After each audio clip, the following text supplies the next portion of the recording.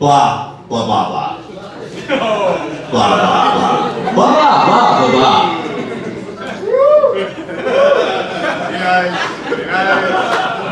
Ouch! So we speak different languages. We're entrepreneurs, they're venture capitalists. They see many of us every day, and their desire is to achieve a result, right? One result is, I want more of your equity than you're willing to offer. It's a common result. Another result is, get out of here and never write me again, ever. So let me give you an example of the first result, which is, I want your equity really cheap. Very interesting stuff. I want you to come back and meet some people. We have concerns, real concerns, with the business. Because, as he just said, he's very concerned with the business. The business. What is the business? I don't know what it is. Cheap equity. That's their business. Now, let's go to the second example.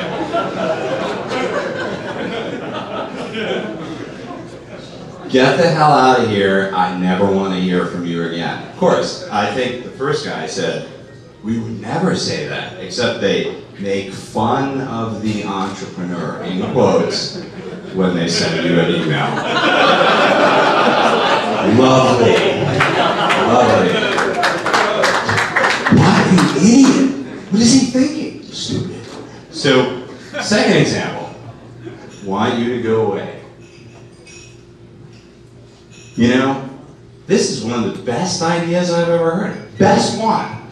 Just come back when you have 1 million customers paying you $10 a month. I'm right there, bro. I am right there. Consider me your first VC. Wait a minute.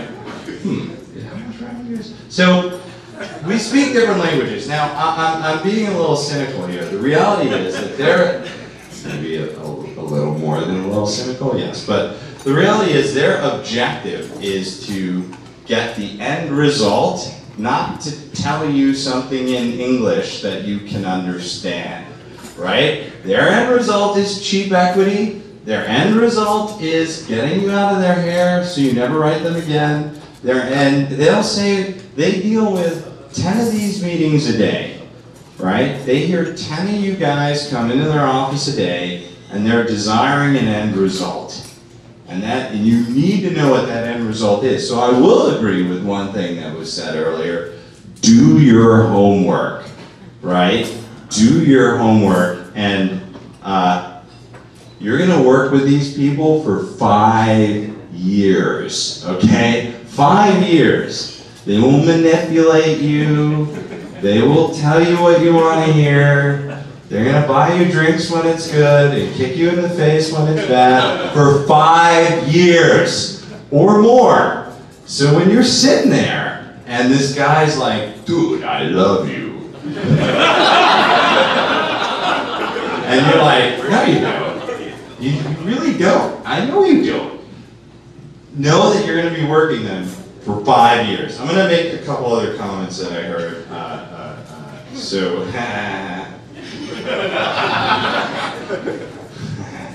Oh, where do I begin?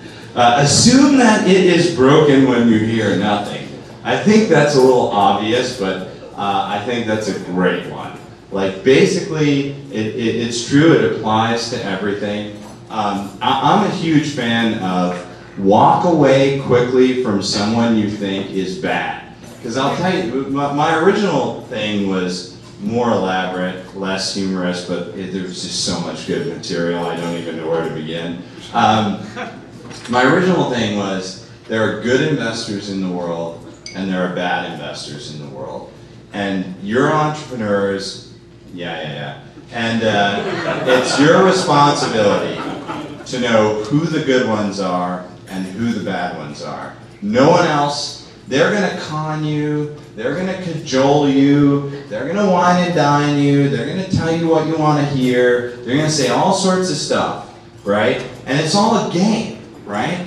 This is a game, but it's your job, it's your company, it's your future to know who is good and who is bad. And I'm going to be very clear about one thing here tonight, and you can ask me for stories offline because I know I'm being recorded.